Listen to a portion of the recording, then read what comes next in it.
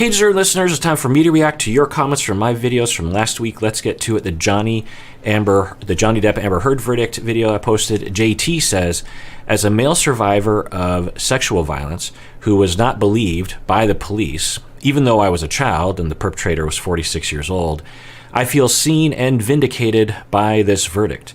Please do continue to post your trial videos. I find your perspective and expertise incredibly valuable. I will definitely watch them all. Yeah, JT, I'm sorry you went through that, and that's horrible to go through that kind of abuse, and then you weren't believed by the police, which is just awful. So it makes sense that you would feel some vindication, or possibly feel some vindication from this trial verdict. And you're also referring to that you will watch all of my trial videos.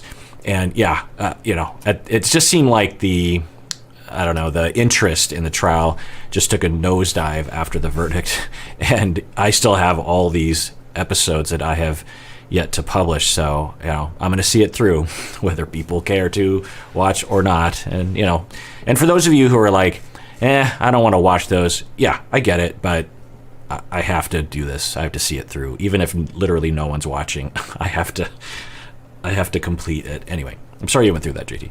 Allison says, as a woman and a survivor of domestic abuse, I really don't appreciate Elaine, Amber's lawyer, lumping all of us women who have been abused together, claiming that this is yet another setback for us. No, this is definitely, finally, an opening of doors to allow men who are victims of domestic abuse to be able to speak up about their abuse and receive justice. I see a lot of quote-unquote feminists acting in a very unfeminist way because of this whole situation with the trial. Yeah, absolutely.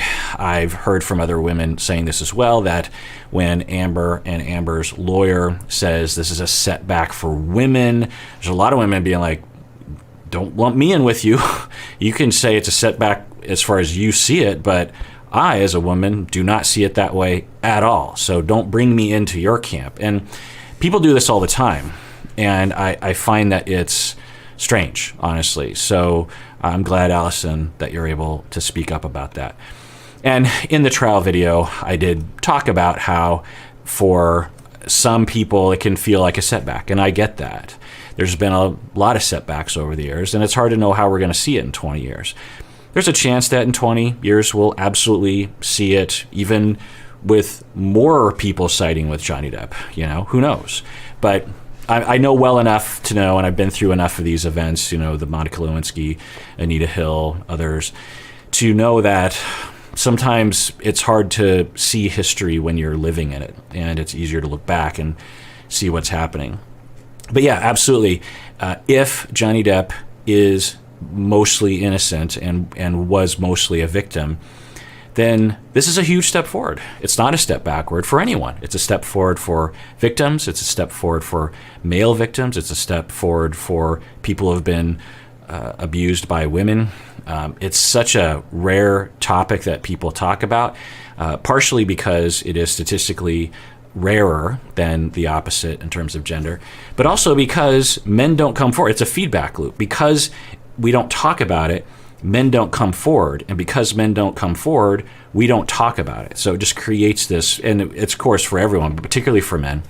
And so maybe and this actually is reflected in the research. When we actually ask men, have you been abused? They're like, no. But then you ask them particular details, and this goes for people of all genders, but men have a particular problem with this, that when you actually say, has anyone ever intimidated you? Have you ever felt unsafe in a relationship? Has anyone ever forced you to have sex when you didn't want to, and so on?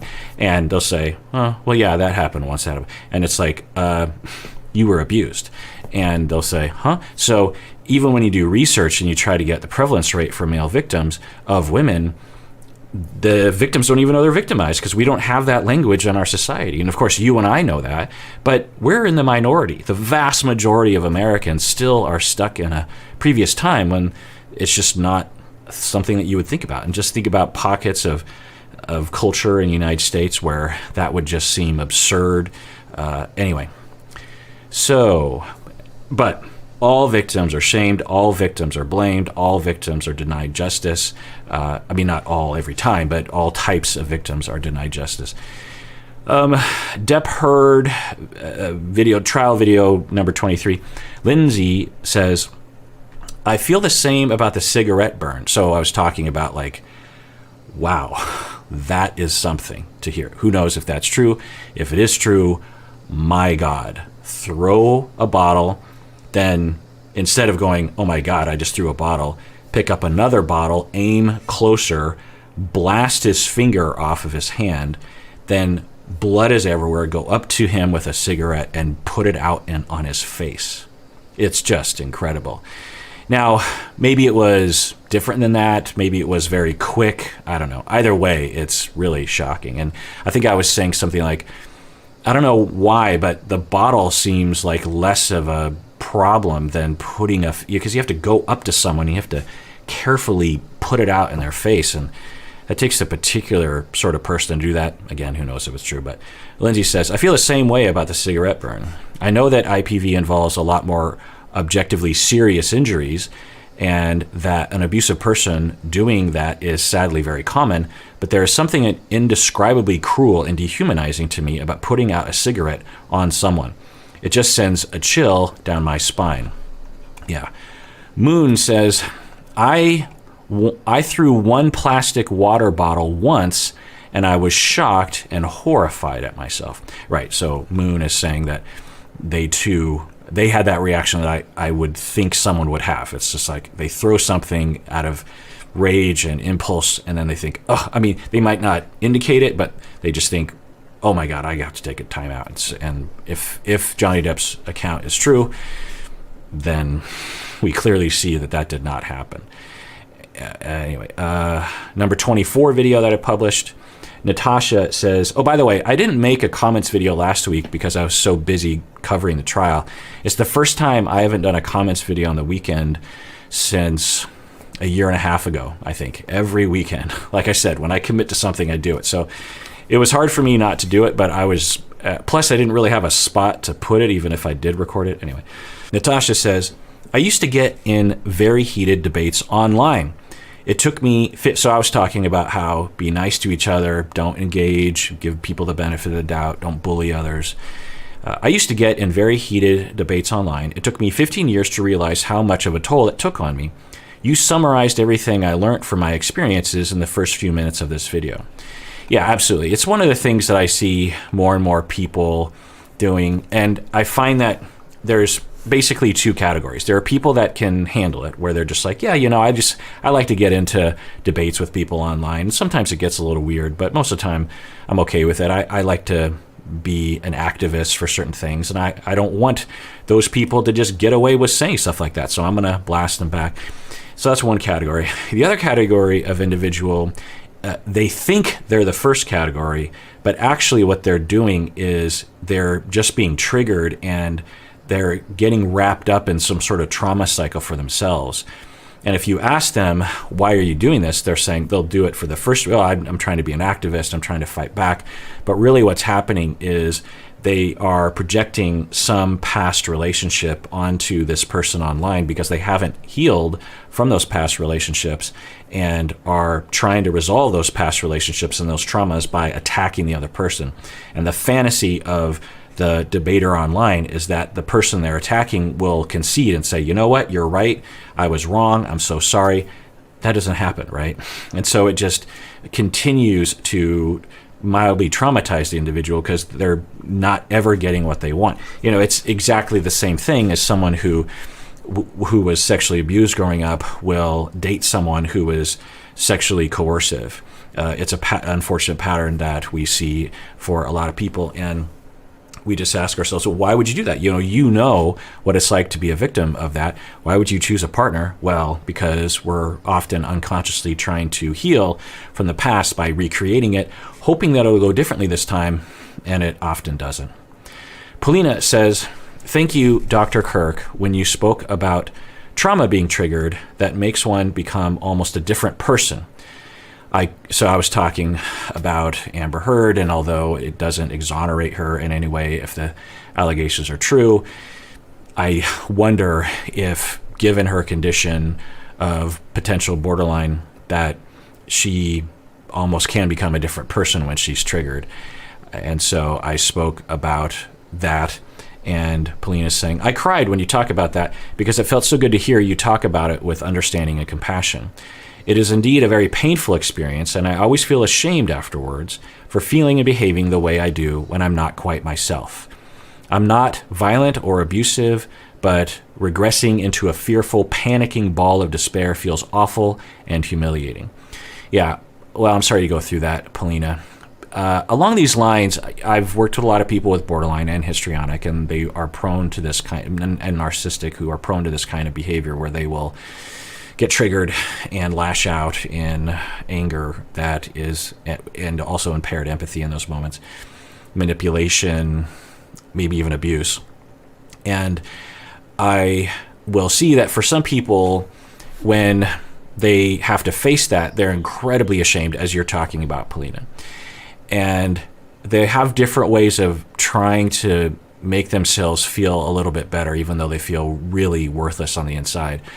I'll hear things like, well, I'm just kind of a B word. They'll say, sometimes I'm a B word. You're just going to have to deal with it. And when I hear that, I think, oh, a long time ago, you were deeply ashamed, but you have this defense now of, well, I'm just a B word. And of course, that doesn't really completely eradicate the shame of the individual, but it is some way of getting through the next 5 minutes. Another thing that I'm hearing people increasingly say is, well, I'm a Gemini, so that's just the way that it is. And, don't get me started on the science of astrology, but that I think is also an excuse, some defense, some way of dealing with the fact that the individual has tried to change and it hasn't worked. And so they just think, well, what can I do to defend my ego? I'll just say, well, that's just how, or, I'm from this part of the world and we're like that kind of thing. Number 25 Depp heard video, when we got into Dr. Spiegel, Monica says, I'm very happy to hear you talking against online bullying, no matter which side of an issue you identify with. Yeah. Lisa says, in that instance, I was talking about how people were bullying Dr. Spiegel, I believe, in that video. And I was just like, no.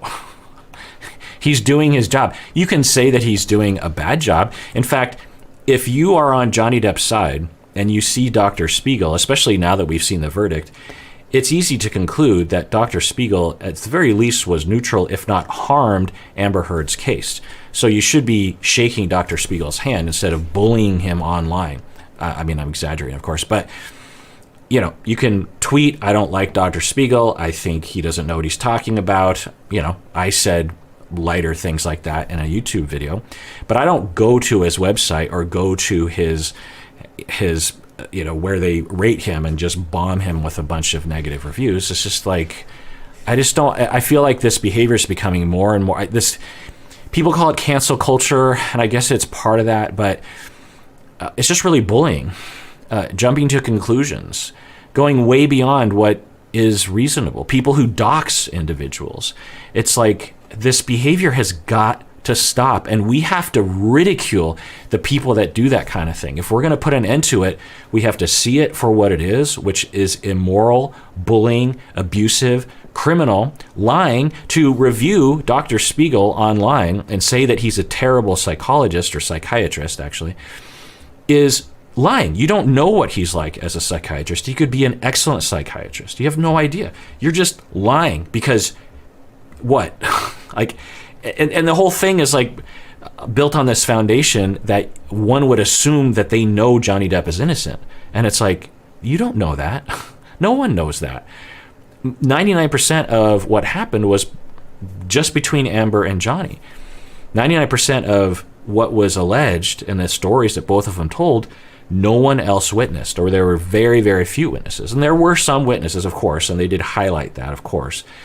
But who knows? Maybe Johnny Depp did a lot of horrible things and there's just really bad evidence and no corroborating evidence for it, or Amber didn't think to catalog enough of it or something. Anyway, I'm not saying that she's likely to, it's likely to be true, but anyway, the hubris, the immorality of it all. And I think most people understand that, but I feel like, I don't know, I find it to be deplorable behavior. I really, really do. to dox someone, to threaten someone.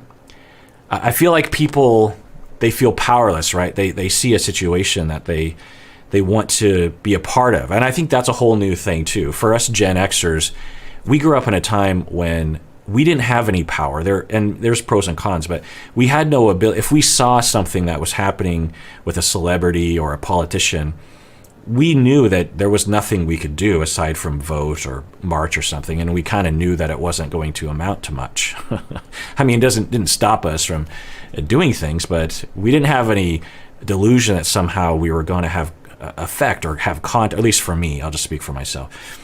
But I feel like for people that grew up in a time where you have direct access to anyone by figuring out their email address, you can figure out where they live, that people, a minority of people believe that, well, I'm angry at them, so I'm going to actually get them. I want to get them. I want them to be punished by me.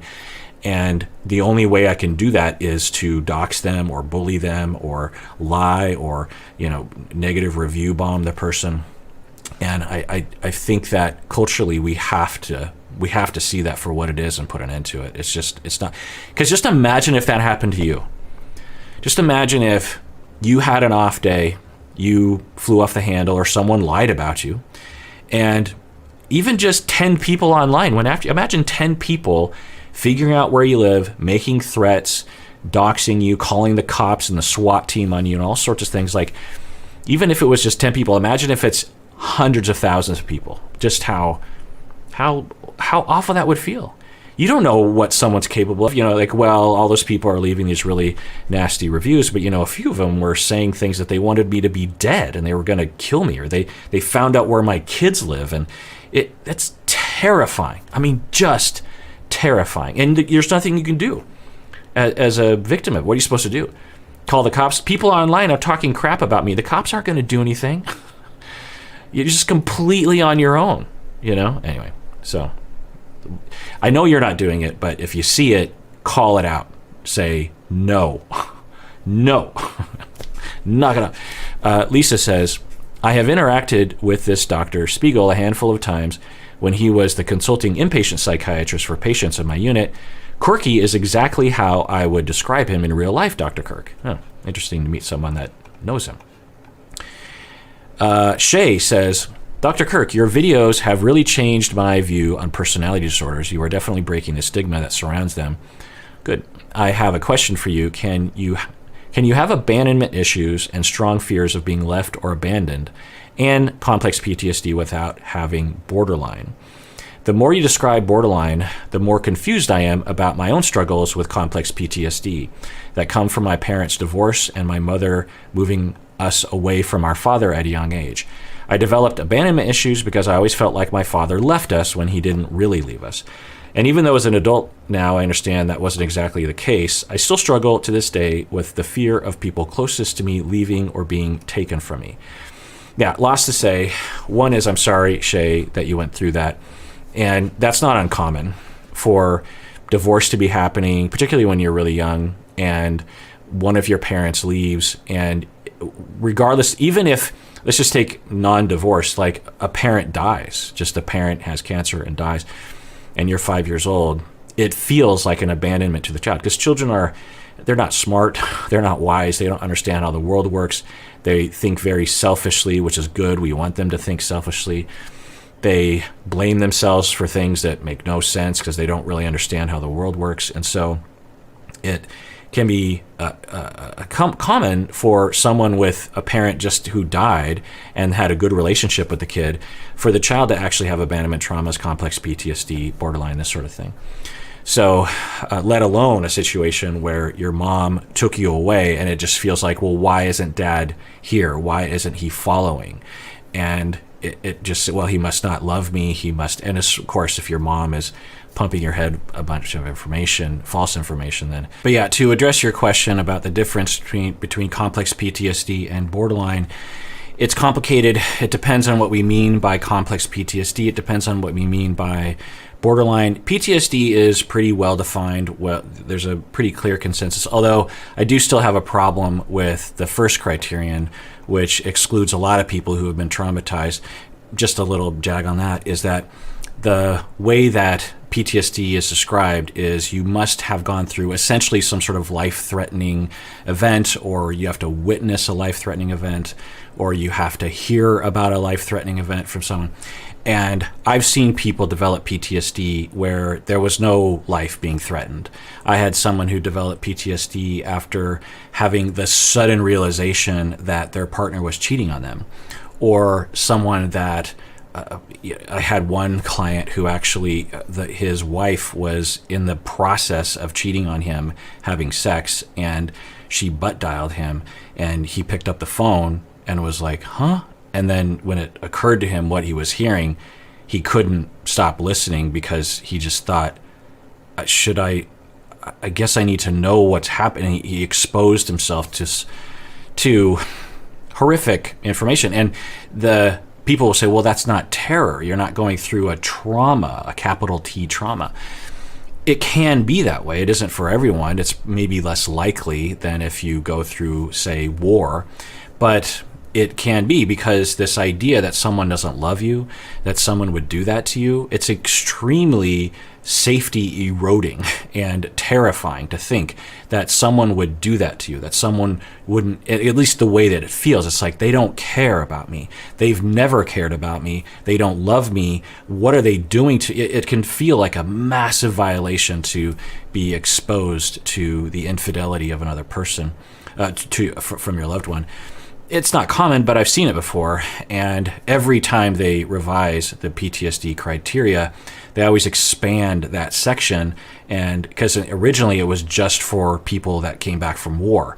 And then we expanded it to people who had been traumatized by sexual assault and then childhood abuse. And it just keeps expanding. And I'm just like, like a long time ago, I figured out after talking to so many people that the main criterion is being terrorized, meaning you feel terror. You feel massive amounts of fear in response to something that's happening to you, whether you feel your life is threatened or your attachments are, you can experience the acknowledge or the, butt dialing in your leg, and that could be you could feel a lot of terror, which could possibly result in PTSD. Not every terror event results in PTSD, or you can just feel disgust or some fear, but not a massive spike, 0 to 10 of terror in the moment. So when I talk to people, because that also differentiates between people who go to war, who have been sexually traumatized or physically abused as children. Did you feel a massive amount of fear, just this overwhelming physical fear that was happening to you? And that, of course, is why you don't have to have your life threatened in a sexual assault, right? You can just feel like they're just using you. Anyway, I don't want to trigger anyone. But the point is that I still have a bone to pick with the PTSD criteria set, but the rest of them are totally fine and they make a lot of sense. But anyway, so PTSD is pretty well defined. Complex PTSD is not. We don't have it in the DSM. I imagine eventually, maybe, there's a lot of research around this and what is complex PTSD, but then we have, and the general consensus is that it's PTSD, meaning that you have that chronic terror experience, and the complexity regarding the trauma is that it is either ongoing experiences and or someone that you were depending on, an attachment figure that was traumatizing you. So you're at war, you're fighting the enemy, they fire at you, you don't have a relationship with that enemy, you know they're trying to kill you. You know that prior to the event, during the event, and after that. When you're going through a complex trauma, the individual traumatizing you, making you feel extreme terror, could be your parents that you depend on, this kind of thing. So it complicates the PTSD in that way. And it has additional symptoms as a result. It has all the same symptoms as PTSD, but there are other symptoms regarding trust in other people, I can't remember the whole set in terms of what the general consensus is, but it has to do with relational traumas as well. And then, of course, you can have relational traumas without PTSD, and I'll often talk about that. And then with borderline, in terms of, some people will consider it to be a spectrum where you have PTSD, complex PTSD, and borderline, meaning that PTSD with some extra symptoms is complex PTSD, with extra symptoms is borderline. But then other people will say it's not on a spectrum because you can actually have one or the other without the other.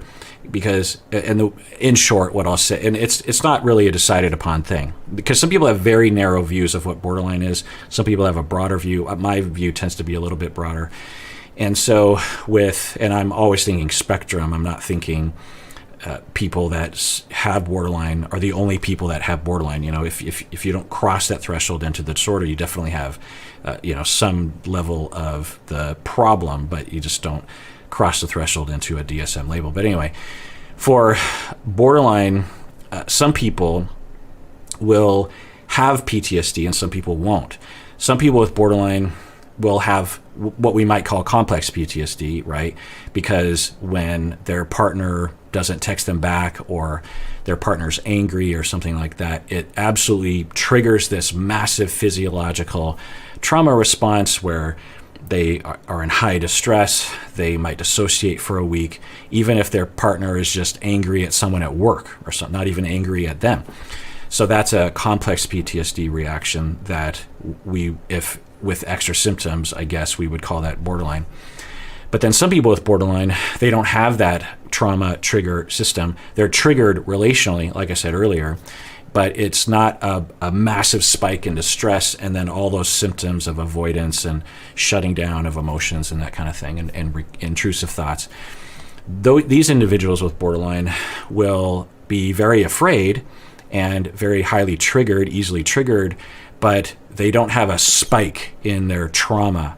Now, for some people, they would say, well, it sounds like you're talking about people that have borderline and or also have PTSD. But a lot of times that PTSD side of things will be subsumed within the borderline sometimes. Anyway, it's all just how we define it. We understand trauma, we understand relational traumas, we understand borderline, we understand preoccupied attachment, we understand schemas involved in borderline, abandonment schemas, and it's just how you fit it together. And it doesn't really matter. It doesn't. When I treat people, I don't care what I call it. I treat the individual. Do they have abandonment schemas that are causing problems? Do they have complex trauma? Do they have PTSD?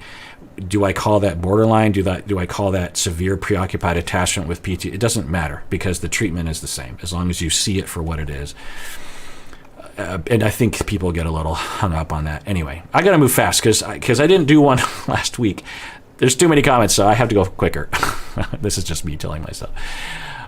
Number 26 trial video. Sarah says, note to self, never text anything that you don't want a jury, your employer, spouse, or friends to view at a later date. Just don't. Right.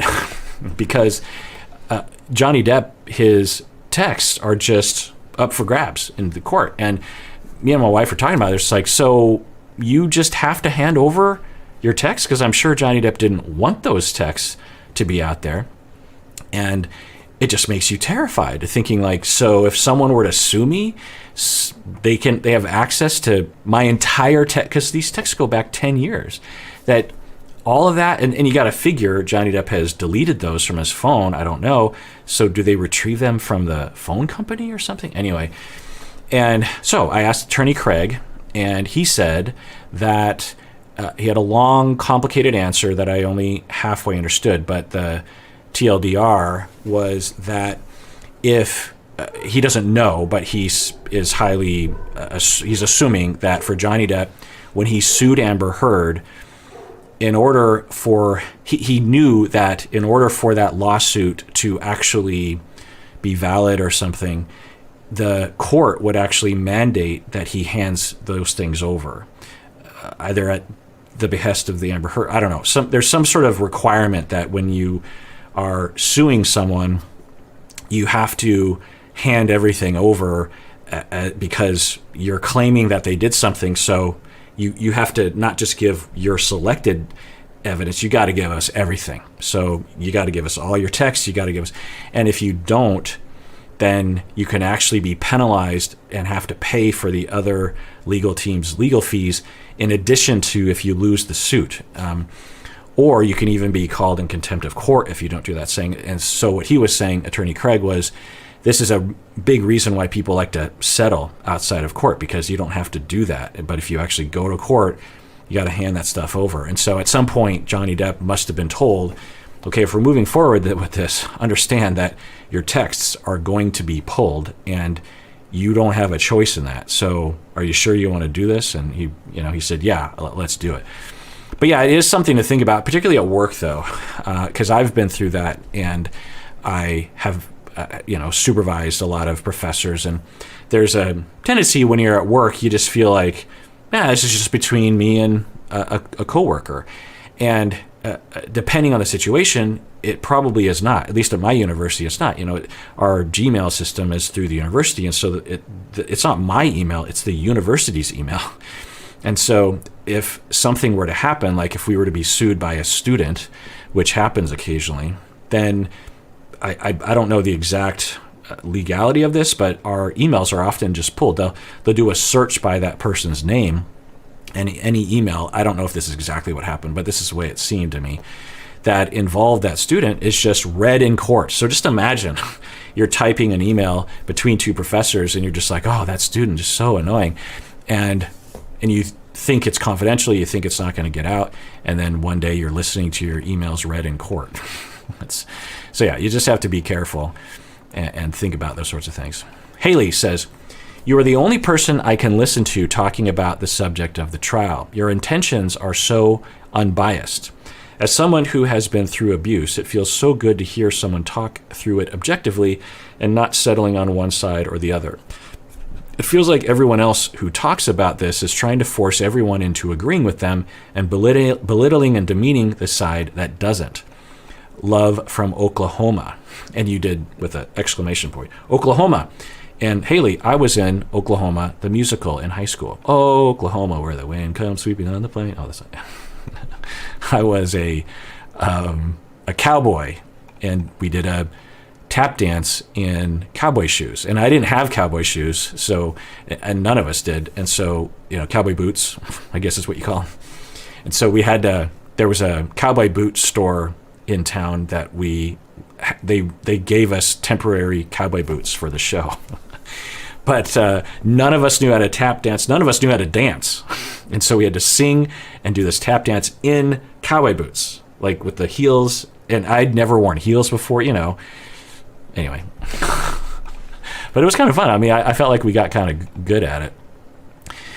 And that was the last time I ever tap danced. My wife is a good tap dancer. She's actually really good. Number 27 video, still with Spiegel. Suki line says, that's so scary. Not only that this person, Dr. Spiegel, actually teaches others in his field, but he also testifies for a living. Who knows how many people got convicted because of a person who doesn't even think an ethical guideline in his profession matters. Yeah, it is scary. Bono says, this trial has taught me that you can pay an expert to say anything you want in trial, and that perjury isn't even a consideration. Yeah, it's a reminder for me about forensic psychology, because I studied a long time ago, just how, I've talked about this before, but I remember having arguments or debates or something with professors, people who were forensic psychologists themselves and had been doing it for 30 years. And I remember saying, like, so how does this work? And they always had a way of responding. They always had like a slick answer. And as a student, I'd be like, oh, okay. But I think it's just them either convincing themselves or avoiding the question, because I think it's pretty clear from this trial, and really a lot of trials with this sort of thing, that there's something's rotten in Denmark, if you will. Also, Attorney Craig and I were going back and forth over email, and we were also hypothesizing that Amber Heard is not super rich. Johnny Depp is, particularly as Amber Heard starts to think about post Johnny Depp finances, and especially when she starts thinking about how she might not be able to get much work beyond this. We tend to think about, oh, you're super famous, you have tons of money.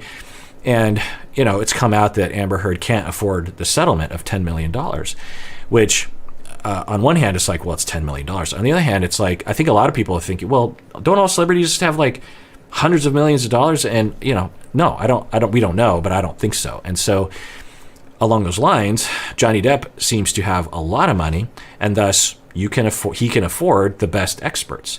When you look at Dr. Curry, Dr. Shaw, two very professional. Now, maybe it's the case that they're working on. It was easier to be professional in that situation.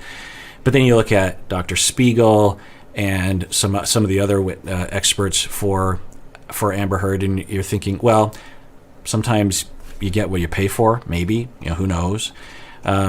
Also, it did seem to me, and me and attorney Craig were speculating that they desperately were looking for someone who would diagnose from afar Johnny Depp with narcissistic, and they couldn't find anyone who had a good reputation that would come across as competent, and they found some random person that would agree to do it, and they had to take what they could get in that situation because they were grasping for straws. Okay. Helga says, as a fellow clinician, I want to thank you for standing up for ethics. Our clients can only trust us if they can be sure we won't abuse our role. Yeah, absolutely. Number 28 trial video. Feline says, Feline Overlord Servant. Feline Overlord Servant. That's just a great name. Dr. Kirk, I've seen most of your videos, and I can say with certainty that you are the most carefully worded psychologist that does these reaction videos, and I have never seen you diagnose anyone.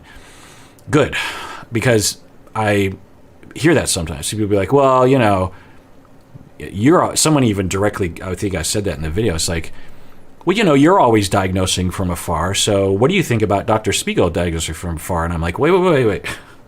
That begs the question, what? You think I diagnose from afar? Is that how it comes across? Because I've been extremely careful about that. And Feline Overlord Servant is recognizing that, which is good. But, I can never know how I come across. And I also talk a lot, so maybe I slip at times, and I don't realize that I didn't say the caveat or something. The other thing is that you say, you're the most carefully worded psychologist. I'm not technically a psychologist. I have been in the past, meaning that I'm not licensed as a psychologist. I could be licensed as a psychologist if I decided to get my license to be a psychologist. But I don't know why I want to go down this road, but I first in my 20s got a master's in, it was psychology, but it was a concentration in marriage, couple and family therapy. And then after graduation, I became certified as a marriage and family therapist because back then they didn't have licensure in Washington State and most of the United States. Then when they had licensure in the early aughts, then I was grandfathered in to, I think that's an offensive term, grandfathered in, right? About Jim Crow. Anyway, I was given my license, even though I hadn't taken I took the test for certification. They just basically switched everyone who was certified as a marriage and family therapist to having a license. So in my late 20s, I was a master's level licensed marriage and family therapist and practiced and was fine with my career. Really did not want to go back to graduate school, honestly, because school is hard and expensive. And then, long story short, I became a full-time professor eventually. I was always a professor, but I was very part-time. Eventually I became full-time.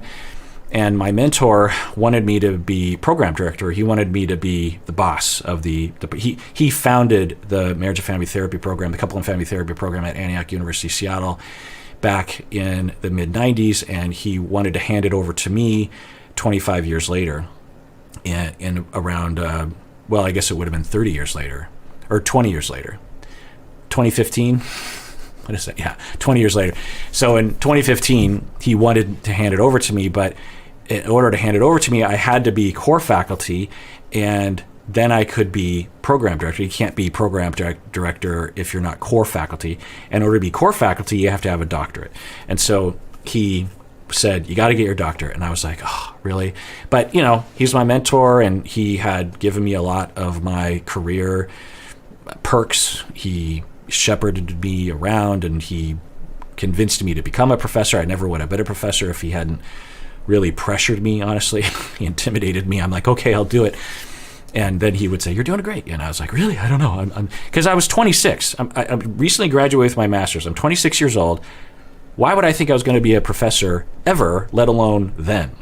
It was unpleasant. I was terrified. I was full on having a panic attack, like legit anxiety attack. I remember pacing around my apartment. Anyway, so I said, okay, I'll get my doctorate. And at the time, long story short, I decided to get a doctorate in psychology, which is not in the field of marriage and family therapy. It's a completely different field.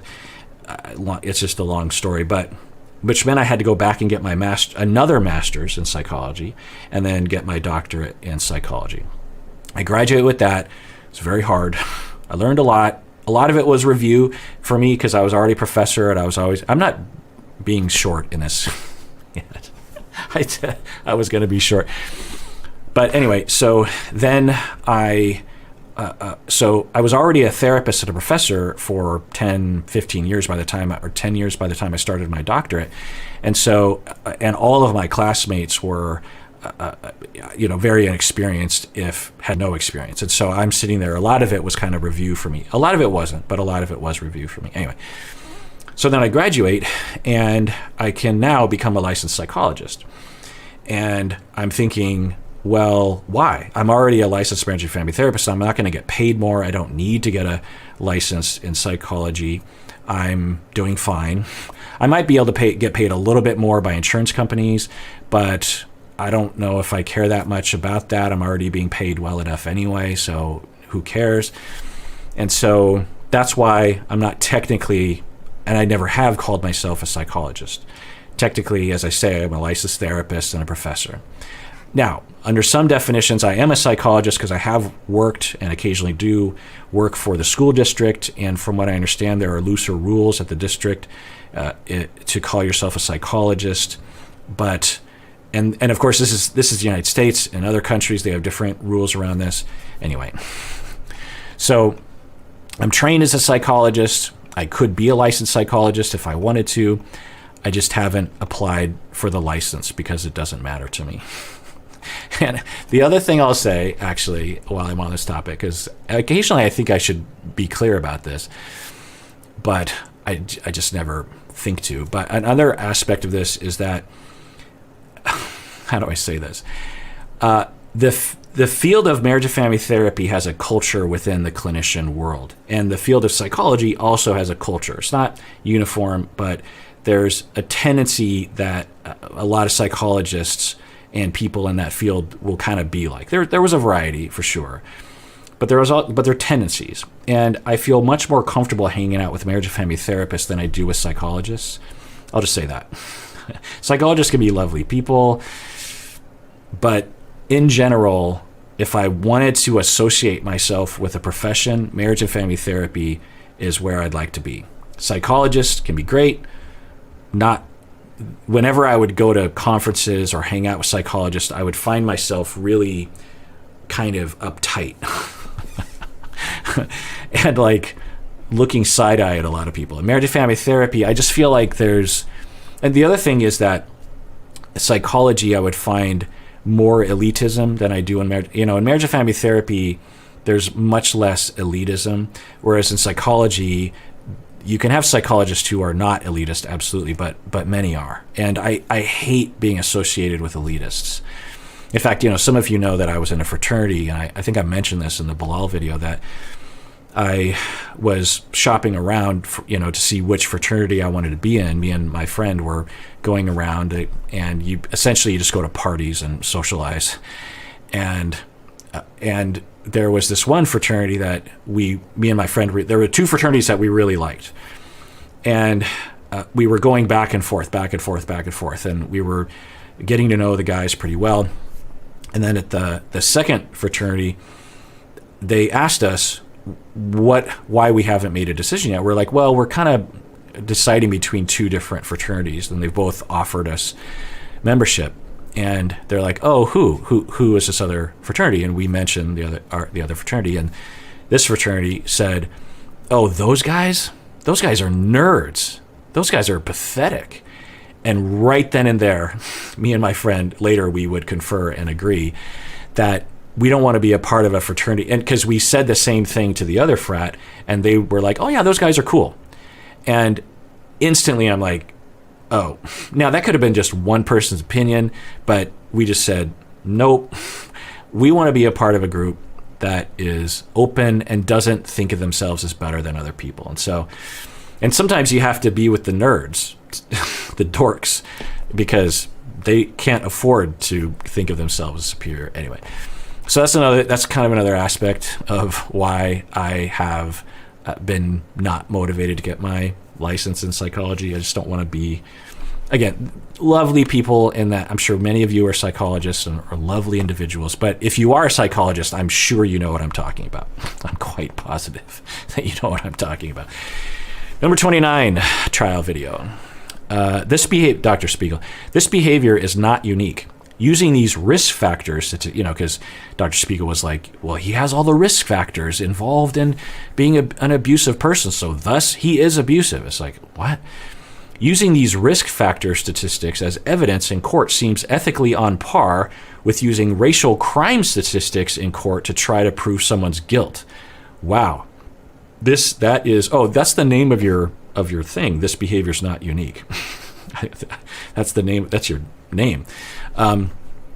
Yeah, I didn't even think about that. Right. So if you don't know, it's a thing. And of course, I'm pretty sure you can't do this in court, or at least it would be laughed out of court. But there are people that will say that, well, this suspect is black, and everyone knows that there's a higher prevalence of black people who commit crimes, thus the black man is guilty, which of course is racist and ridiculous and unscientific on a variety of levels, let alone the fact that black people are prosecuted quicker or reacted to stronger by the police, all that kind of stuff. There's a lot of, we can look at this pretty easily. You just look at traffic stops and you look at the race of the individual, the ethnicity of the individual. You look at warnings versus tickets, da-da-da. Anyway, it's clear. And it's across many different communities around the United States. And so, anyway, point is that, yeah, it's interesting. I hadn't thought about that. So to say that because Johnny Depp has some risk factors and means that he is along those lines, yeah. And I guess you could say it's stigmatizing to people who have drug abuse problems, stigmatizing to people who have trauma. Anyway, number 31, where Dr. Curry does her rebuttal. Tom says, as a lawyer, I agree with your analysis of the counterclaim issue. So I was talking about how I wonder if Amber Heard hurt herself in defending herself against Johnny Depp's defamation claim by having a countersuit, because as soon as she introduces the countersuit, that opens her up to all of the psychologists that evaluated her or talked about the evaluation. Dr. Curry, Dr. Hughes, Dr. Spiegel, Dr. Shaw, all of them would not have been involved if she hadn't had countersued him. And then I wonder if it would have helped her, because there would be no speculation about her having a personality disorder or anything, because you couldn't do that. Or at least if someone did, it'd be laughable, right? It also makes me wonder if she hurt herself by testifying, or at least in the way that she did, I hear a lot of lawyers saying that if anyone, because a lot of people are blaming Amber Heard's legal team, but a lot of lawyers that I'm talking to will say, I don't think it's, they'll say Amber Heard's legal team, maybe they made a few mistakes, but for the most part, they did a great job. But it was Amber Heard that seemingly harmed herself by the way she presented herself, by maybe giving the lawyers bad information, that kind of thing. And by the way, I want to say this too, because a lot of people were yelling at me on the verdict video that I posted, saying that they wanted me to give my citizens or my layperson's opinion, my human opinion, as opposed to my therapist opinion. And then other people were criticizing. Someone even gave a super thanks, like paid money to say something to me that I was playing the line, meaning that I think the accusation is that I'm trying to hedge my bet, or I'm trying not to anger either side, so I'm I'm saying both because I'm afraid to commit to an opinion. And what I'll say to that is, no, I want you to know this. I'm honest with you. I don't know if that comes across, but I don't hold back. If I have an opinion, I'll state it. And so my opinion about the trial is the way I said it. I do not know. That is not what I'm just saying to y'all. That's how I think. And I had that growing suspicion as I started to watch the trial, because I thought I would land on one side, but as more information came, I'm like, well, I don't know. I've been around the block enough times to know that things aren't always what they seem. And so I don't know. And I think it would be foolish to claim that I know, because I wasn't there. I mean, imagine if Amber Heard's stories, or even half of them are true, or even a quarter of them are true, then she went through some awful things. Maybe they're all lies. Maybe they're not all lies. I don't know. There's a good possibility some of them were lies. Good possibility that Johnny Depp either doesn't remember or was spinning things. We all understand that. So I do not know. And I guess people just don't like that. Some people. Some of you appreciate that, but some people, I guess it's distressing to have, it's sort of like, did any of you listen to the Serial podcast when it came out? It was a big thing. And I remember when it came out, was it like 8 years ago or something? And it, Adnan Syed, anyway. And one of the major reasons why that podcast was so popular is because every week they were releasing a new episode, and everyone wanted to know, was he innocent? Was he guilty? And the documentary kind of went back and forth. It's, I think he's innocent. Oh, it kind of seems like he's guilty. And you kind of go back and forth. And they wanted an answer at the end, and they didn't get one. In the end, it was like, well, we don't know. And everyone, or a lot of people trashed it. It's like, one, not me, because how would they know? There's evidence that he might have done it. There's evidence that he didn't do it. How is the documentarians or the podcasters supposed to? They don't have a crystal ball. They don't have a lie detector. So they don't know. So one. Two, since I've been listening to NPR and This American Life since the mid-aughts, or maybe even earlier than that, I suspected that that's how this was going to end, because NPR, This American Life, when they do stuff like this, they don't like to take a side unless it warrants it, and I suspected as I'm listening. So I wasn't disappointed with the ending at all. Of course, I wanted some kind of, think about what's that one documentary? I can't remember. Hearst, was it Hearst? Anyway, the guy has a lapel mic on. He goes into the bathroom, and it appears that he doesn't realize he's being recorded, and he essentially confesses to a murder or something. And I want to call it like, anyway, point is that that has this big moment at the end where you're like, oh, maybe he did do it. But anyway, so that's how I think. And I like stories like that. I like gray areas. I like villains that I kind of understand.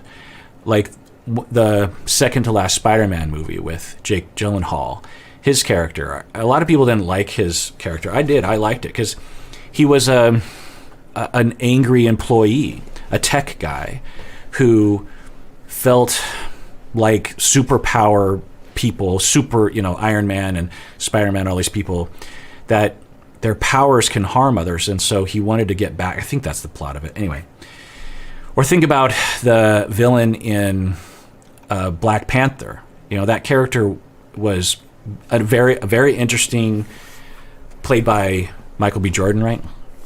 Very interesting. I like that.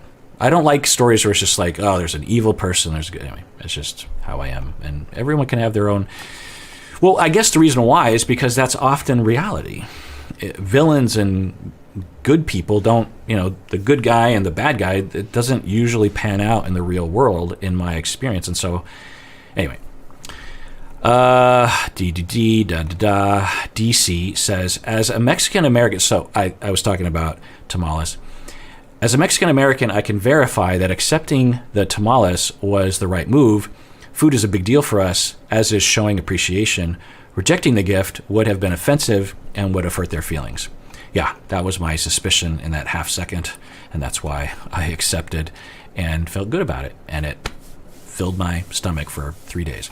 Calming the Chaos says, I am so glad you shared the results of your MMPI with us. I shared my MMPI results too on my own channel after Dr. Curry's testimony.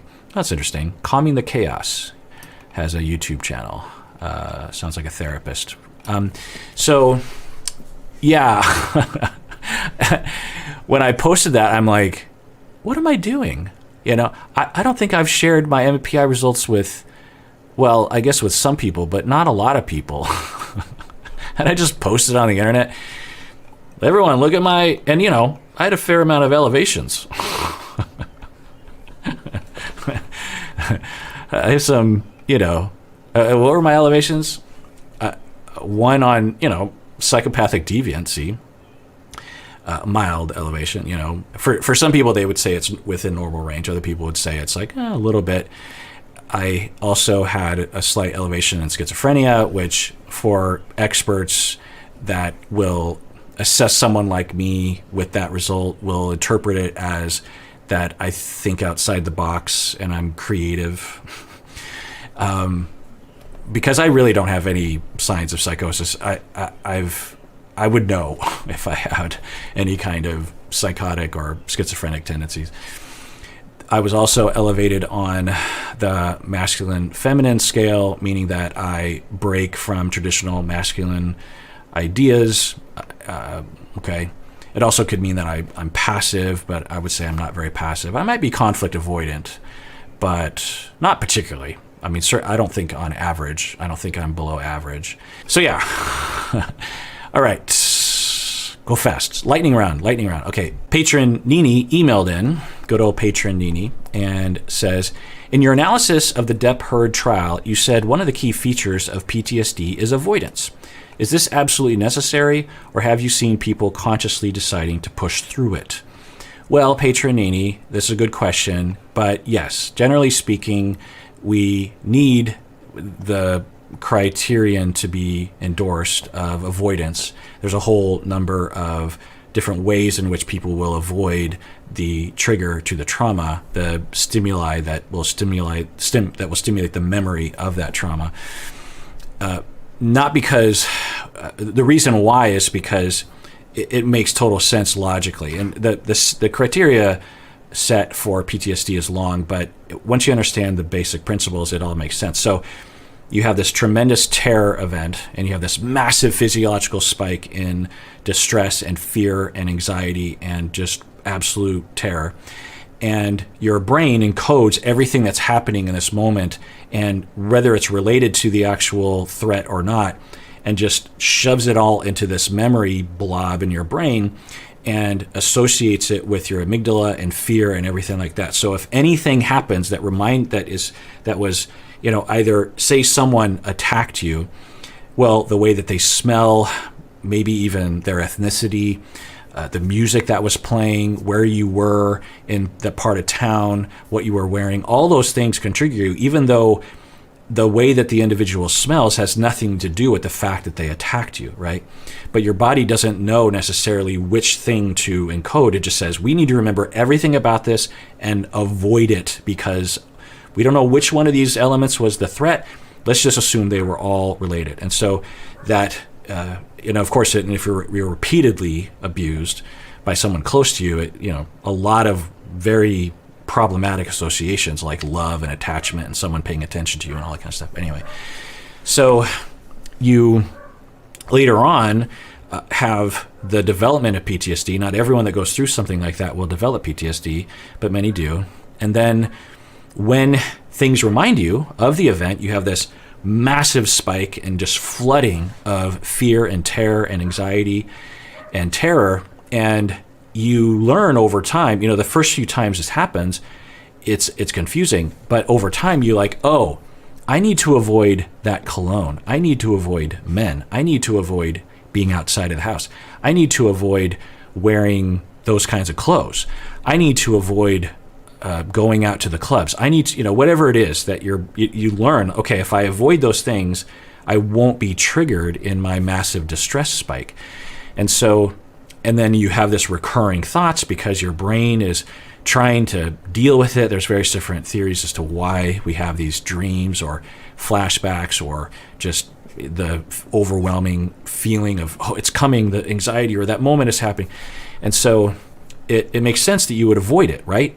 Otherwise, if you're not avoiding, then you must not have the distress. Now, for some people, they might actively be able to avoid the triggers such that they don't need to actively avoid it, meaning that they never leave the house, for example, and thus they never get triggered. So they might not even know they're avoiding. They're just like, look, I work from home. It's COVID times. That's just the way that it is. But they really are avoiding. They just don't consciously know, or maybe circumstantial or something like that. And many people are forced to deal with their trauma triggers because they don't have the luxury of avoiding it. So as you say, Nini, it's like, do some people push through it because, they don't have a choice or something, or they decide to push through it? Yeah, but so you don't have to succeed in avoiding it, but there has to be an impulse to avoid it. Anyway, lightning round. Ginny from Jersey says, watching your video on Amber Heard and BPD was transformative for me. I desperately want to forgive my mother, who has died, for her maltreatment of me so that I can be free of it. She had borderline personality disorder, but no one else on the internet seems to speak with the compassion that you do.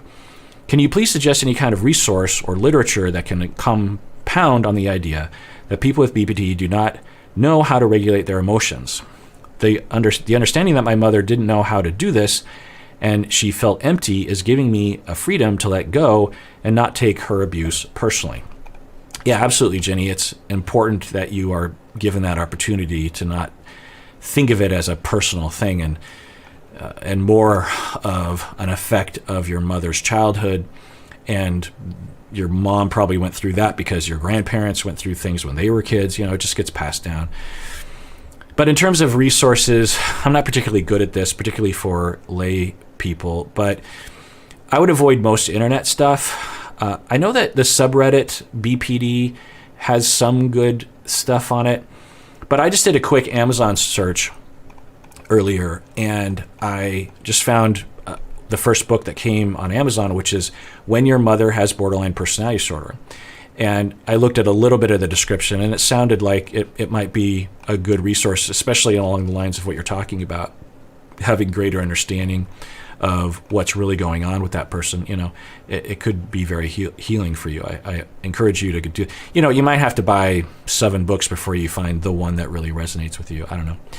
Hadar from Israel, she says, in one of your YouTube videos, you explained why someone might not remember the good things in a relationship or the reasons that they started their relationship with someone. My question is if you could please, maybe in one of your comments videos, explain what not remembering why the relationship ended is indicative of. Right, so I was talking about how John Gottman and colleagues found that couples who could not remember why they fell in love with their partner were much more likely to be divorced in the near future. So it was a sign that something had happened in their hearts, or it's a sign. And so why would this happen? Well, there are many possibilities. One could just be memory problems, but if it is a precursor to divorce, the way that I see it anyway is that our memories are not like the way that we commonly think about memories. We commonly think about memories like a videotape or a hard disk. That's not how memories are formed. Memories involve many, many centers of the brain: our vision center, our language center, our emotional center. And so in order to recall memories, we have to have all those things work. And if the memory component or the emotional component of a memory is hard to access or gone, then we won't remember it. So, and that's a simplistic way of putting it, but so if you fall out of love with, so say as you're falling in love with someone and you're just like, oh, they're the best person, they're so funny and interesting and beautiful, and you're just in love. And in those memories, you're not encoding a memory of, I was in love because of this. That's part of the memory, but it's also emotional, it's visual, it's sensual, it's contextual. Then later, over time, you have more and more hurt, more and more contempt, more and more anger, more and more demoralization. And the emotions that are associated with that person are very different now, right? So as you try to remember, you're trying to recall, why did I fall in love with this person? You can't access that memory because you no longer have the emotions that you had at the time, and thus the brain just literally won't remember. And it's not, and some people are like this, but what I'm talking about is that it's not that you'll remember and be like, oh, I fell in love with this, but I don't feel that way anymore. Certainly some people can be that way. You literally won't remember. You'll be like, well, and you'll hear people say, well, I was young and stupid, or they talked me into it, or it felt like the right thing to do at the time. And certainly that might be true, but often it's because you just have this issue. And again, I don't have any hard science to back this up, but that's the way that I see it. Also, I think that it can be hard to recognize that. If you're in a state of, I don't like this relationship, particularly if it's over, you're just like, I'm so glad I'm done with that person. To accept that you once had tremendous love and compatibility and compassion for one another, to really let that into your heart is painful because, one, you lost that, and two, maybe you made a mistake. It's just easier to say, I was never in love with them. Patron Shibi, she says, emailed in, and she says, is there a form of abuse that is non-violent, such as dismissive or avoiding of the person? I always hear the word abuse with some implication of violence. Is it always the case? No, absolutely. Abuse comes in many forms.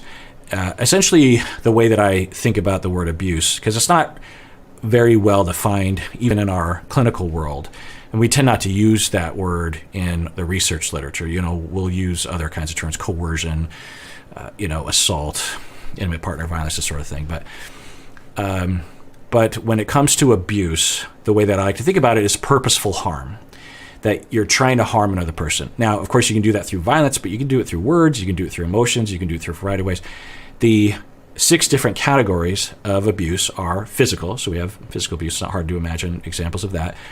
2 is psychological or mental, which is like gaslighting. And remember the true definition of gaslighting, not the internet version. We have sexual abuse, which I don't have to give you an example of, you can imagine. Verbal and emotional, so it's just name calling. We have economic, which is like controlling your partner by controlling the money. And the 6th one is culture or identity abuse, which would be like using a racial slur or calling someone a bad word regarding their gender identity or their sexual orientation, this kind of thing. So those are the various different kinds of abuse. You're purposely trying to harm another person through one of those ways. All right. If my you go on to say, Shibi, if my partner with borderline states that and by the way, getting back to the abuse, generally speaking, one can be abusive one time in their life and never again, and we still might call that abuse. We might not, but we might. Another term, another usage of the word abuse that we'll use is to describe a pattern of abuse, and that one instance of abuse, we wouldn't call that abusive because it's not a pattern of. So sometimes we have to be clear in terms of what we're talking about when we're using the word abuse. If my partner with borderline states that I am an abuser, how can I know for myself if it is true? So your partner with borderline, so I'll take your word for it that your partner does indeed legit have borderline, that they are telling you that you are the abuser. How can you know if it's true? Well, the easiest way is to evaluate for yourself, are you purposely harming your partner at times through one of those ways that I was talking about? And there are different levels of abuse, right? And my recommendation is, if I were to have a friend that asked me this question, I'd be, don't worry about the word abuse. People get really hung up on, you were abusive. No, I wasn't. It's like, well, who cares what we call it? Your partner is trying to communicate that they don't like something. And so just talk about that. Be like, okay, fine, I'm being abusive. Let's talk about it, because you're in a relationship with them and let's move on, So the other thing is, like, I find that people get really up in arms really quick when they are accused of being of having committed abuse. And I've had that happen in my office where a partner will, even sexual coercion. I'll have couples and one person will say, yeah, I mean, the last time we had sex, you were coercive of me, this sort of thing. And to have that accusation can be extremely scary to someone. And I've sat with people for a while. It's like, it's okay, deep breaths. Your partner doesn't hate you, right? No, I don't hate him. I just want him to know that it was hard for me in the moment. I want to be with you, but I also want you to know what you did was really hard for me, And to have those conversations is important. So if someone calls you abusive, it doesn't mean you're a bad person. In fact, most people that are abusive are not bad people. They make mistakes. So there's that. Another thing is like people, whether they have borderline or not, can distort, right? They can feel as though they're being abused by their partner when most people would not characterize it that way. It feels abusive. It feels purposely harmful. It'd be like, it's not uncommon for someone with borderline to, they text you and you don't text them back right away. And you might even kind of be trying to send a message. It's like, look, I'm at work. I could text you back right now, but, I need you to just relax, find something else to do, stop bothering me at work. So you might even be passively trying to say something to your partner.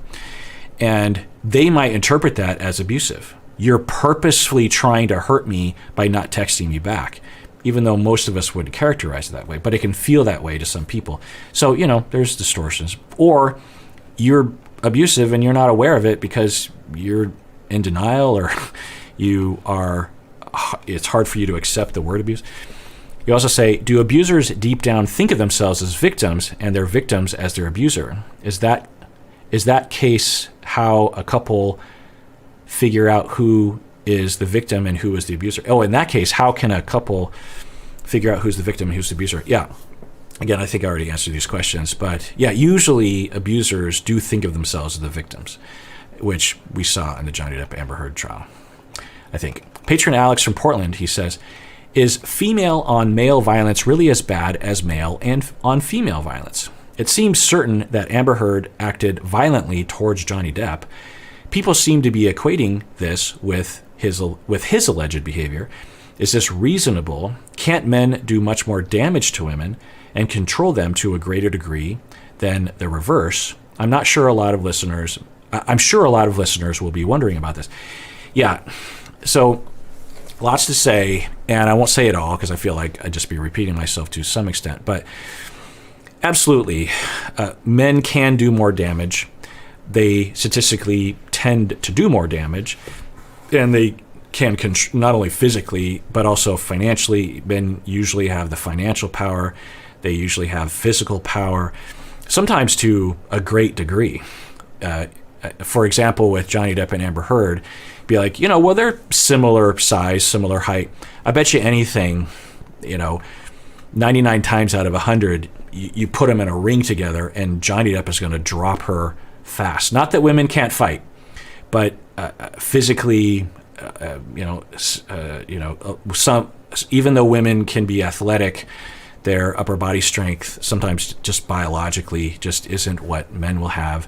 But often men are physically taller, bigger, value working out more, do more physical labor kinds of things, so they're stronger. They might practice wrestling and fighting more often than women. Certainly that's not always the case. But yeah, absolutely, men can do more harm. They tend to be more violent. They tend to be more aggressive than women on average. But when it comes to verbal, psychological abuse, anyone can do that. But the thing is that I want to emphasize here is that it's hard, if it's hard for you to imagine a woman being physically or just generally abusive, and not just abusive, but actually terrifying and victimizing of a man, where the man has all of those qualities that you associate with a woman victim, that the terror and the gaslighting and the low self-esteem and the trying to please and the walking on eggshells and the looking around every corner and the oh my God, what kind of mood are they in, and feeling like you don't have a voice. Men can absolutely be in that state, and I have treated them. I have worked with them. I know some people like that personally. It's hard to imagine because it is almost never, if not ever, depicted in movies, television shows, the media, partially because people don't want to talk about it. They don't want to acknowledge it. It completely counters everything that we think about the differences between men and women, which aren't true. And hardly any men come forward because we don't talk about it. So it's hard to imagine, and your question, Alex, is like, just your first question, is female on male violence really as bad as male on female violence? It can be, absolutely. And you'll hear a lot of people, particularly people like Dr. Hughes, that will say like, well, hey, hold on. The amount of violence that men do to women, murders, if there's a murder in heterosexual relationships, it's almost always the man, but sometimes it's the woman. Sometimes a woman will kill her husband within a pattern of abuse. Sometimes it's out of defense, but sometimes the man will kill the woman out of defense. It happens. It's not usual. The statistics show, and I'm guessing even if men did come forward, it still wouldn't rise to the level of how often women are the victims in this sort of situation. But it's a lot closer than people think of it as. And it's a huge misconception that I think this case has helped us with. Because like one of the things that you can hear, and I don't know, but in the audio is Johnny Depp often, not all the time, is like pleading. He's like, hey, come on, don't say that. And she is very quick to explode. And you hear that, right? She's very quick to get aggressive and start berating him and saying things like, go to the cops, see what happens, or I didn't punch you, I hit you, you're a pussy, you're a baby, Yeah. And then he's like, now he could be really nasty as well, absolutely. But if you're just looking for what it can look like, and now just imagine if Johnny Depp had less power, because their relationship seemingly didn't have that much of a difference in power. We certainly saw this, but we occasionally saw this, right? But anyway, so imagine that being more exaggerated, where the man doesn't say anything, where he just is terrified. He's like, okay, yeah, you're right. All right, okay. And it's absolutely possible. And we need to drill this into our head. We need to raise awareness of it. We need to recognize this. Of course. Why would this not be true? If we understand this to be a possibility with men being that way to women, there should be no barrier to imagining it women to men. And sometimes people have the hardest time. It's like, well, wait, isn't, men are bigger and they're stronger, and because another thing that we have in our head is like men can sexually assault women. We all understand that. Can women sexually assault men? And I'm telling you, yes. And it's the same. It looks the same. It has all the same elements. Women groom men. Women will manipulate men. Women will hit men. Women will put men down. Women will gaslight men over time. They will terrorize and traumatize and manipulate and psychopathically break down their husbands. It happens. And why would it not happen? What biological, disposition is so different between men and women that would completely negate the possibility of women being like that? There is no science backing that up. Women can be psychopaths. They can be abusive. They can be violent. They can have rage. They can be manipulative. They can be all those things. We understand that. So, of course, women can be abusive to men. It's in the science. Every DV professional understands this. Dr. Hughes, I think, out of a strategy to try to really make a case that Amber Heard was the victim, she completely avoided acknowledging that heterosexual women can be abusive to their heterosexual husbands or boyfriends. And she did a disservice, in my opinion, to make a point. I don't think she had to make that point. In fact, being that way, I think, hindered her credibility. Anyway, so yeah. Lightning round. Golly. Alex from Baltimore. So we had Alex from Portland. Now we have Alex from Baltimore. Do you know each other? Two Alexes? She says, At the conclusion of the Johnny Depp v. Amber Heard trial, the lawyer for Amber Heard read into the record evidence that Amber Heard told several people about being abused by Johnny Depp at the time she suffered abuse.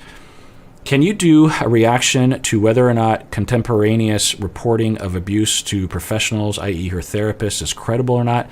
I know many people believe she has borderline personality disorder. Is that something that would lead her to falsely report instances of abuse to her therapist? It's hard for me to imagine why she would report that to the therapist if it was false, even if she had borderline personality disorder.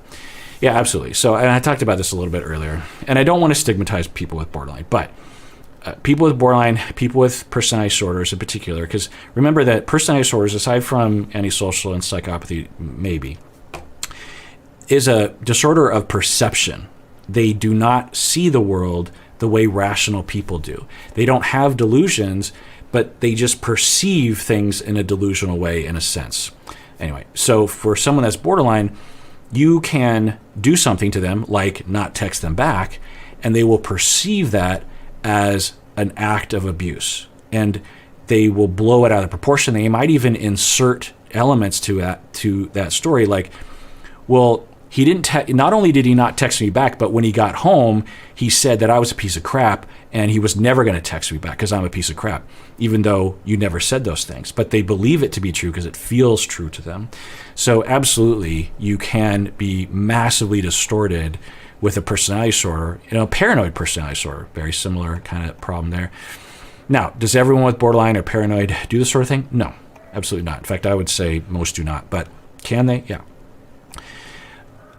Doesn't mean that someone with borderline that claims abuse is lying, though. In fact, people with personality disorders are much more likely to be abused, particularly borderline. Anyway, I mean, I don't know about all personality disorders. I would imagine it'd be true to all personality disorders. I don't know about narcissistic or psychopathy or antisocial. Anyway, Tracy from Texas says, I just wanted to reach out and thank you for your compassionate reactions to the Amber Heard Johnny Depp trial. I'm trying to keep an open mind around the trial and the facts on the case. It's hard because I was married to someone who displayed a lot of narcissistic personality disorder traits, and his daughter has every sign of borderline personality disorder. Between the two of them, our house became a place of chaos and hurt, and the damage to myself and my daughter was immense, physical and emotional. Amber Heard has many of the same mannerisms and affect that my ex-stepdaughter has, and it's been hard for me. Your takes on the trial has been incredibly helpful for me. I now have more insight into the turmoil and inner agony my ex-stepdaughter likely has been living with her entire life. While I still have no desire to have contact with her due to the damage she did, I am starting to have compassion for her. I've always known intellectually that hurt people, but it's hard to internalize it when you've been on the receiving end of that hurt. Well, good, Tracy. I'm glad that you were able to have that perspective, because I do think it's helpful. It doesn't exonerate your ex-stepdaughter, but it does make it less personal, right? And this is something that I work a lot with my trainees, is whenever they have their first borderline client or narcissistic client or histrionic client, they almost always, if not always, take it personally, the trainee. And I will have to really work with them. Just be like, remember when I first started training you and I said you're going to have a client like this? Remember when I said that not every client is going to like you, but will deserve you to like them? Like, this is that time. And you have to see it accurately. And when you do, you won't take it personally, because you'll just know that they're just acting out their issues. All right. Comments to my last comment video 2 weeks ago. Diana says, I realize that a lot of therapists really have no idea what they're doing. There need to be better safeguards. It's hard to say that because mental health services are already hard to come by. Yeah, absolutely. It's upsetting to me, and of course to you, I'm guessing, that many in my field are committing ethical violations. They are incompetent in a variety of ways. They have a lot of hubris. They believe that their weird ideas are correct when they're not. And it's upsetting. And I get that. And makes it hard to find the right therapist. That's why I usually have to shop around. And you say, Diana, that you wish that we had better safeguards. And I agree.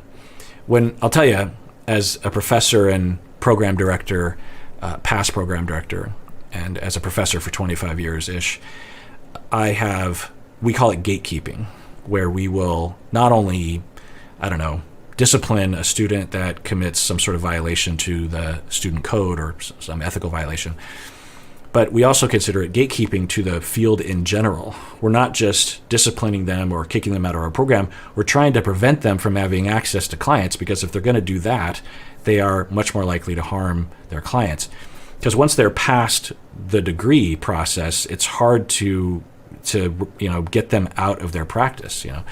So I've always considered that responsibility to be maybe my top priority, honestly, my prime directive in Star Trek terms, if you will. What am I doing if not trying to protect the public from people that I can have an effect on? And one of the problems that will happen in graduate schools and other venues is that it's really hard. It's a really hard process to actually discipline someone, kick someone out of the program. You can be sued, as I was talking about earlier.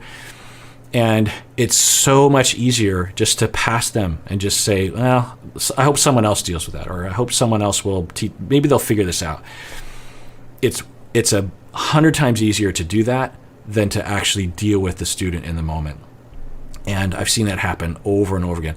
I've even seen upper administration do that kind of thing, where we will be trying to gatekeep someone that clearly has a problem, and the upper administration will step in and tell us, people that are not therapists, telling us how we're supposed to deal with this person ethically. They didn't write our codes. Upper admin didn't write our program manual and all the requirements, but they come in and act like they can do that. And I always will push back. I'll be like, you don't know shit. Just because you're my boss doesn't mean you know anything. So shut up and go away. I'm more diplomatic than that. Sometimes not, though, honestly. And so, and part of it was, as my career progressed, I had more and more clout at the university, and frankly didn't care if they fired me because I had this podcast to depend on. And so I would have the power and the privilege to be able to push back on admin and just be like, no, you're not, knock it up. And I would try to instill that in the more novice professor, be like, don't take that crap. Just because they're technically higher on the organizational chart means nothing. They're not therapists. They don't have to follow the ethical codes. They don't even care. They care about money a lot. Anyway, don't even get me started. I don't want to accuse everyone of being like that, but sometimes it seems that way. I'll just say that. And so when I had the opportunity, I absolutely would. It was rare. It was very rare that I would actually gatekeep someone. But when I did, I felt very good about it, because I would give people multiple opportunities to correct. We would never just kick someone out on the first violation. It was usually literally the 15th, maybe 40th. You could argue that we should have been more reactive earlier on. But anyway, but then you get sued, and then your emails get pulled, and you got to go to court, and you got to defend yourself, and you're being called a racist and a sexist professor because this person happens to be able to use that as a tool, and they never win. They never have one. We've never lost a lawsuit along those lines. I think it's kind of hard to win those lawsuits, incidentally, but also it's just when you look, because whenever I kick someone out, I documented. It always really bothered me when professors would kick someone out and there'd be zero documentation. I'd be like, if they sue us, how are you going to prove it? If you document it, then there's no debate. You can say, I gave them this opportunity, they did not comply. I gave them this opportunity, they did not comply. I pointed out the policies of our university and our program, they did not comply. I gave them a third, fourth chance, they did not comply. You got to document that and have those. Anyway, so if you do it right, then you sleep well at night, you don't worry about being sued successfully. You stand on your own 2 feet, and you protect the public, and that there needs to be more of that. And actually, I write a lot. There's a whole chapter on that in my book on supervision. If you're a supervisor and you're interested in such things, you can buy my book. It's called Multi-Role Clinical Supervision. It's a very boring title and a very boring. So I wrote the book, and at the time, I couldn't really afford, and probably still can't, artwork, so I just went with, I published it on Amazon, and so they have this, I don't know, the wizard tool thing, this thing they walk you through, and I just went with some random art that they have on Amazon for the book cover, and I said, that kind of looks like and it's not good, it's a terrible book cover, but But I'm like, who cares about the cover? It's what's on the inside that matters. Anyway. And just only if you're a clinician, it can, or a supervisee, a student, this book can be helpful too, because it kind of gives you an idea of what you should be looking for or cultivating within your supervision relationship. The supervisor relationship is the most important relationship you will ever have as a clinician. So much of my development, I was talking about my mentor earlier. He was a supervisor of mine.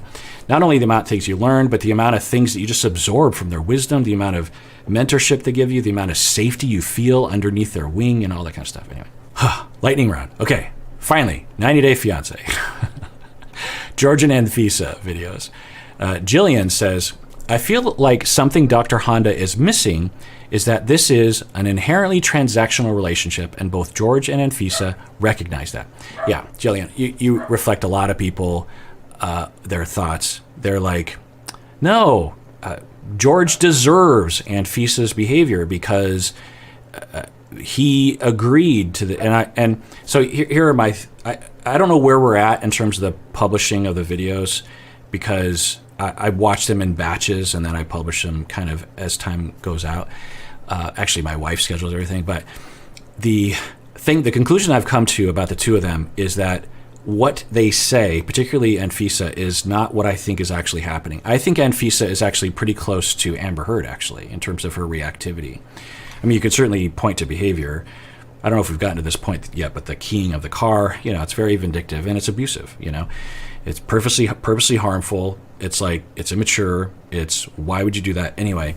So I think what's happening, and I don't know, I see little glimpses. I think what's happening behind the scenes is that she is extremely lovey-dovey to him, but also highly reactive and easily triggered regarding her attachment traumas. And what we see on camera is her trying to not lose it.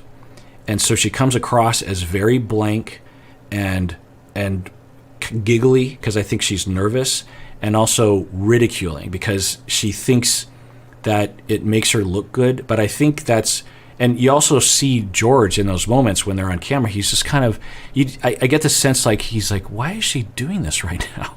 This isn't how she is usually.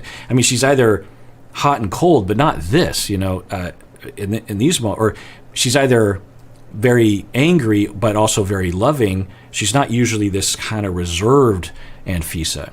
And I think Anfisa hides behind this notion that she's only in it for the money, because one, she can't tolerate the vulnerability that she feels because she is deeply attached to him. I mean, you see, I don't think we've gotten to this video, but she calls him all the time. That's not someone that's in it just for the money. That's someone who is, if you were just in it for the money, you would just take the money, right? But she calls him all the time. I think if she has a personality disorder, I think she has a pretty severe form of borderline, honestly, that is constantly plaguing her. I'm not diagnosed from afar, I don't know, but it is a speculation that would make sense to me. So I don't think it's transactional, and I think that when they're behind closed doors, he actually, they can have love moments. We've never seen that on camera, of course, and I'm speculating highly, of course, and I think that's what's happening. And yeah, so that's my opinion. I don't think it's transactional. And even if it was transactional, that doesn't make. So let's say that he keyed her car or abused her in the same way that she abuses him because she's not giving him what he wanted. Not just a beautiful woman, as people say. People say the transaction is beautiful woman, and I guess maybe sex or something, and then he gives her money. Well, if he was the same way to her when she didn't give him whatever is involved in that transaction, would we say that's okay? No, we wouldn't. So just because she's being honest and saying, I'm in it for the money, and then attacking him, and I've been saying this throughout, it's like, well, if he deceived her, okay, but once you just go home. Like, you don't stay and abuse him, right? You can be angry at him, but you move on, right? You're like, well, I guess he lied. Anyway, so I feel like there's somehow, I think what happens, and again, I have a bias, so who knows, but I feel like there's a fair amount of people that just hate George, which I understand, right? In the very first video, he comes across as this misogynist and an incel, and I'm just like, ugh. But I feel like there's a fair amount of that, and somehow people get kind of a sick pleasure watching Anfisa abuse him or something. I don't know. I of course, I don't want to accuse anyone of it. And you can certainly not like George and not do that, go that far. Anyway, German Snout, good old German Snout says, it's interesting how you brought up the example of Thanksgiving with your family. I had a similar realization, but with the opposite. I was talking about how I didn't like hanging out in the living room. I didn't like the fact that I couldn't hang out in the kitchen with the women at Thanksgiving. It's interesting how you brought up the example of Thanksgiving with your family. I'm a woman, and I left the kitchen to hang out in the living room with the men watching basketball. For me, the conversation in the kitchen was largely based around babies or children. Yeah. I mean, not for me. That in the kitchens of my youth or teenage years at Thanksgiving, Christmas, New Year's Eve, or New Year's Day, that kind of thing, it was a lot of joking around, a lot of jokes, a lot of people telling stories, and of course that would happen in the living room as well. But the women in my family are a lot more laughy. There's my aunt and my mom and my sister and my other aunt. When they laugh, like you can hear them miles away. It's just like, ha, ha, ha. And that's just, it's fun to be with that. Nicole says, it is very endearing how Dr. Honda's literal excitement for club sandwiches distracted him from the whole wife make me a sandwich thing going on as they talk about her actually making him sandwiches. Did I miss that? I completely missed that because I like club sandwiches, which is awful if I missed that. It's terrible. Alicia says, I think the blank look that Anfisa has is a cultural thing. We have seen other Eastern Europeans on the show like Natalie and Yara who do the same thing. When I took a Russian class in college, my professors told us not to smile, especially if you're a woman, as people interpret that we are, they misinterpret generally friendliness as a serious come on. Well, that's pretty awful. Leda says, from my personal experience, grew up in Russia, going blank is a default option for any conversation. You don't have to be nice and smiling with people you don't know. What is surprising here is that they're supposed to like each other, but maybe she's playing hard to get or something. Okay, interesting.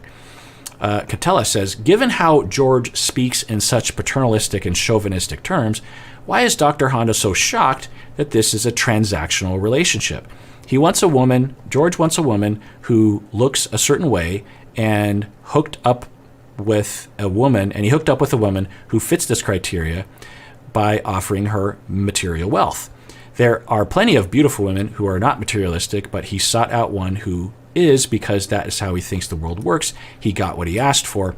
I think I already covered that. I think these kinds of comments, I don't know, it just, like, let's say George did lie, it seems like he did, or at least lead her on to believe that he would spend more of his money on her or something like that.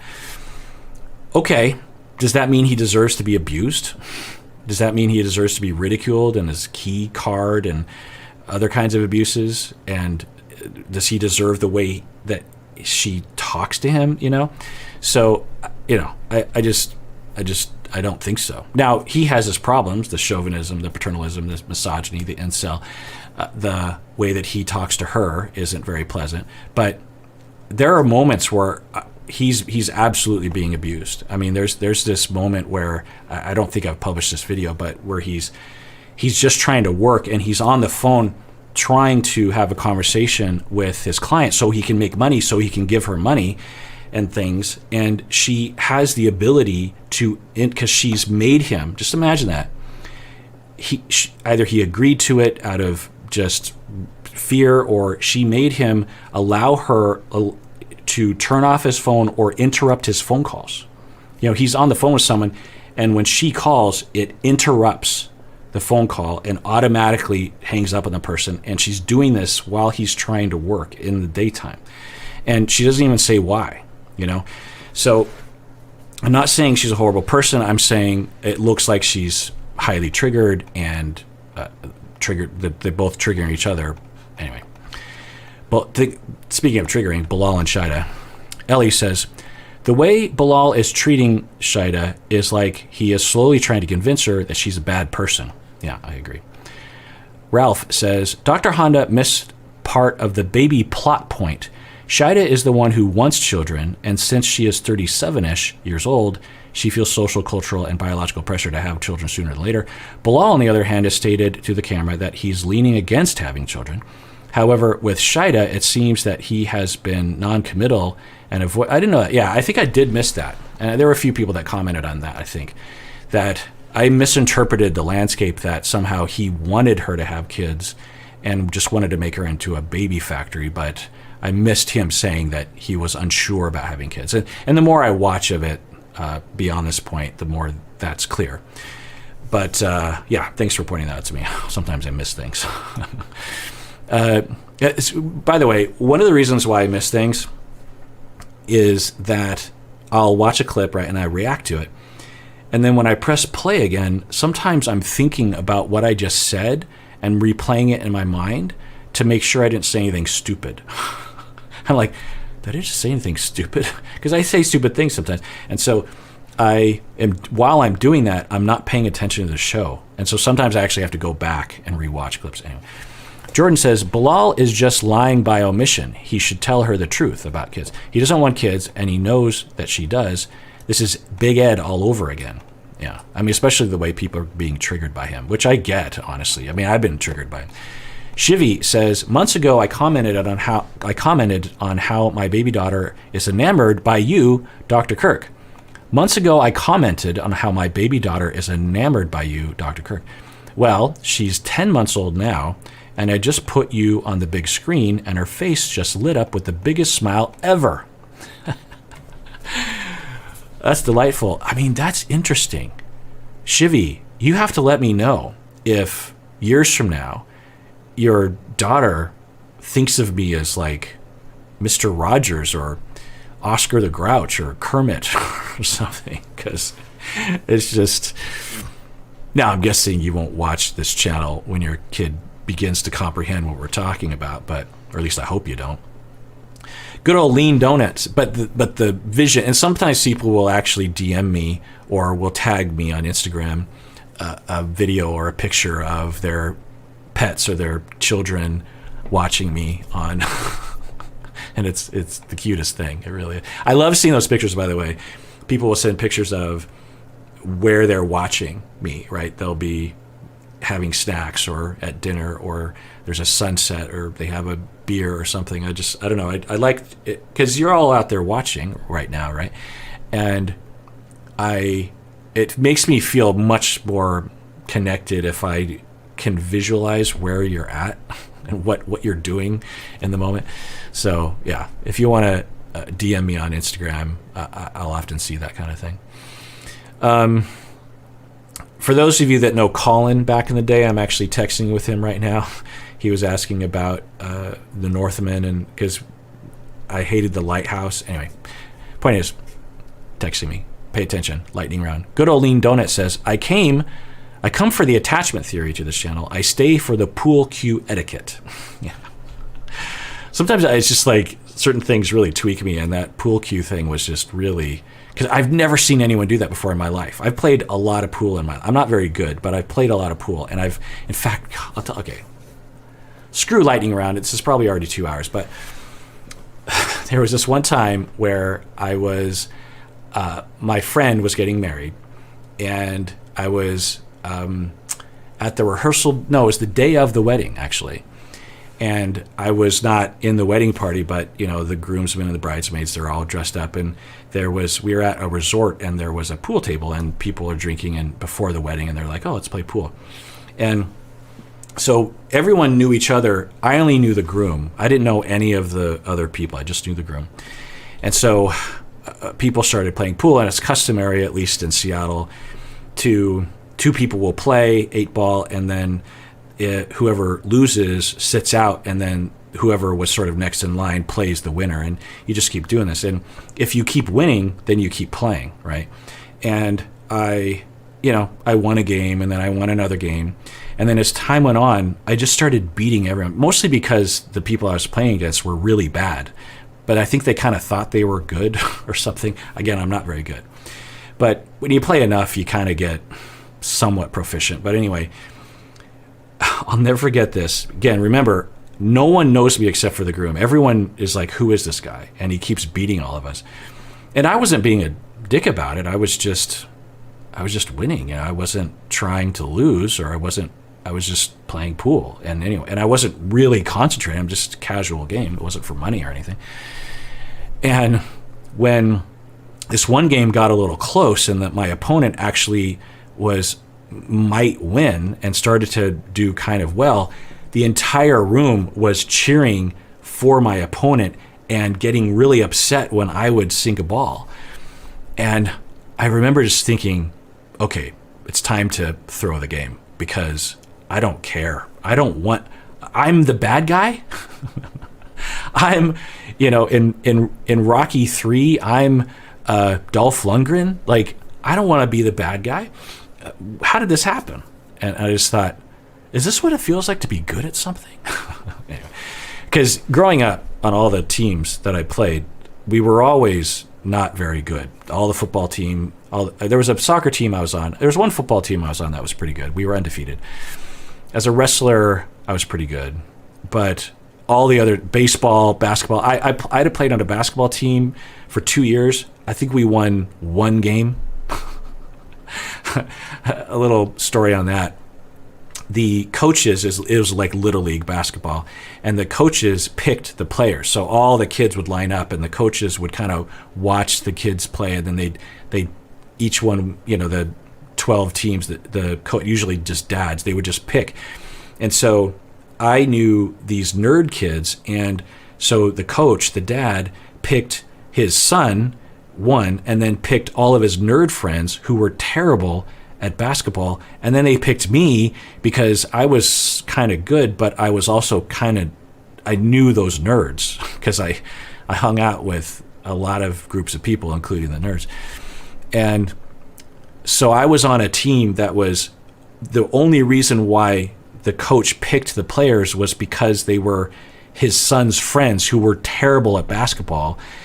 And so we were like this purposely terrible team, whereas all the other coach dads were picking people, at least in the first few rounds, based on not if they knew their son, but if they were good at basketball. So we were abysmal. But on the plus side, I was the best player by far on our team. So that made me feel good, I guess. Anyway. But yeah, so most of the teams I was on were bad. So I never had that experience of being like the evil champion that the underdog prevails over and the crowd goes crazy until this moment playing pool at this wedding. And I was like, I don't like this feeling. I don't need to win anymore. I don't like this. 21 Bratz Girl says, she's doing it as a joke, but it's a joke that I don't play. Is what Bilal was saying about the slap. Has a bit of irony considering how he started this relationship with pranks. Yeah, agreed. Coffee, please, says, to be clear, I feel Shida should have stopped touching Bilal when he requested it. Huge, however, though, his entire reaction felt so exaggerated that it was abusive. This has been the hardest episode for me to watch to date. Yeah, I agree, and a lot of people agree with you, Coffee, please. All right. Jabri and Miona.